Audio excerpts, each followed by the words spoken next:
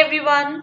Welcome to our popular series of idioms and phrases that are commonly used in English. In today's lesson, we are going to discuss the origins, meanings, and usage examples of the 10 idioms on your screen. Let us start. Our first idiom is hit the sack, or alternatively, one may use the phrase hit the hay. Both mean the same thing. This idiom originated in the late 19th and early 20th centuries when people used to sleep on a cloth sack stuffed with hay. Before they went to bed, they would literally hit the hay to make the mattress more comfortable and to make sure there were no bugs inside.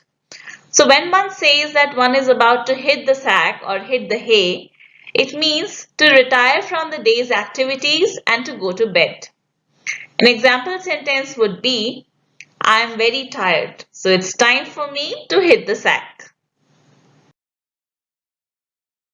Next expression is to gild the lily. As we know, the flower lily already possesses more than sufficient beauty. So to gild it, which means to cover it with a thin golden layer, is a wasteful activity.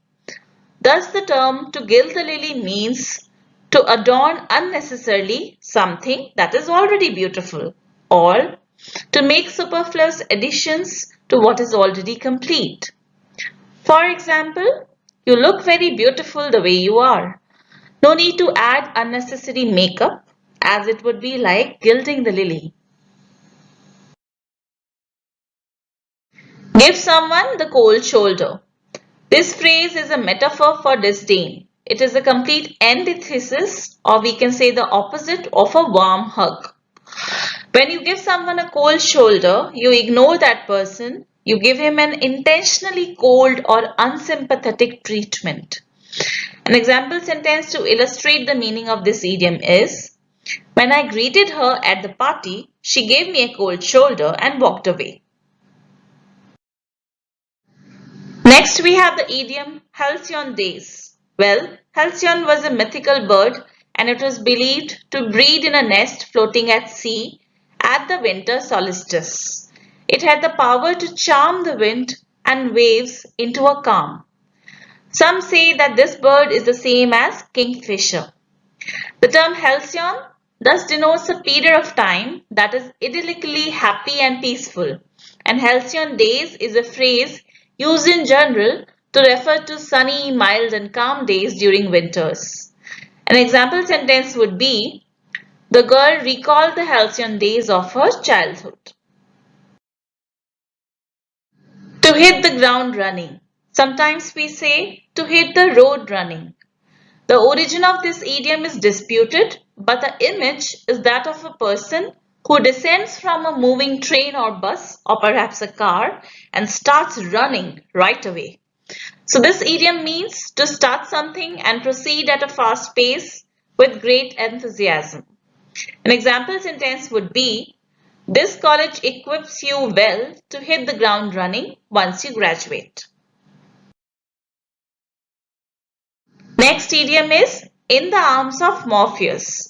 Well, Morpheus is a Roman god of dreams, and dreams generally come when you are fast asleep. So the phrase means asleep.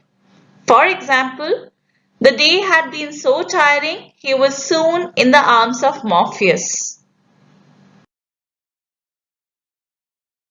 Ivory Tower is another very common idiom.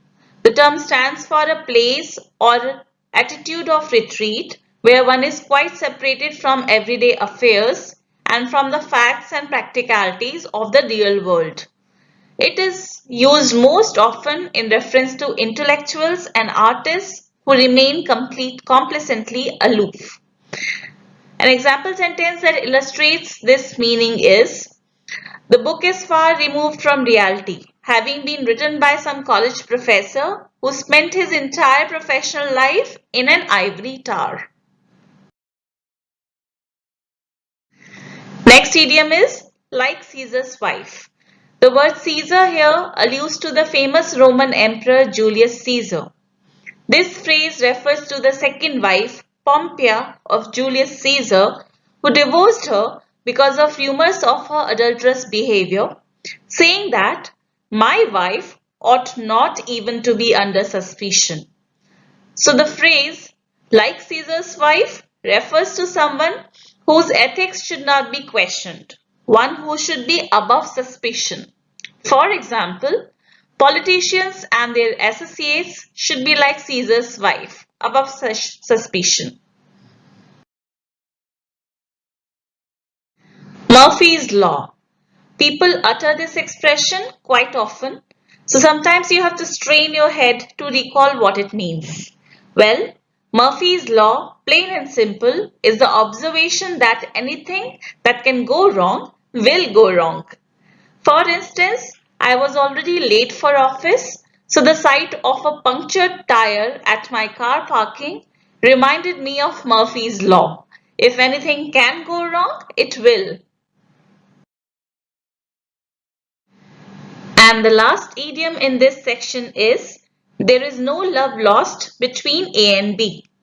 Interestingly, the phrase originally meant that A loves B just as much as B loves A.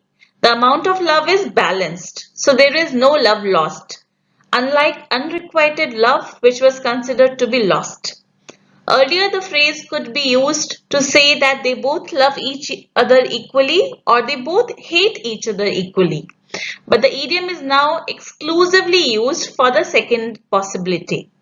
So if there is no love lost between A and B, it means that there is dislike, ill will, hatred, and enmity between the two of them.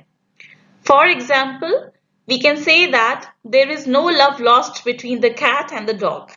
As we know, these two species of animals are enemies by nature. That brings us to an end of this video. If you found the lesson useful, don't forget to press the like button and subscribe our channel for related content. Happy learning and take care. Bye-bye.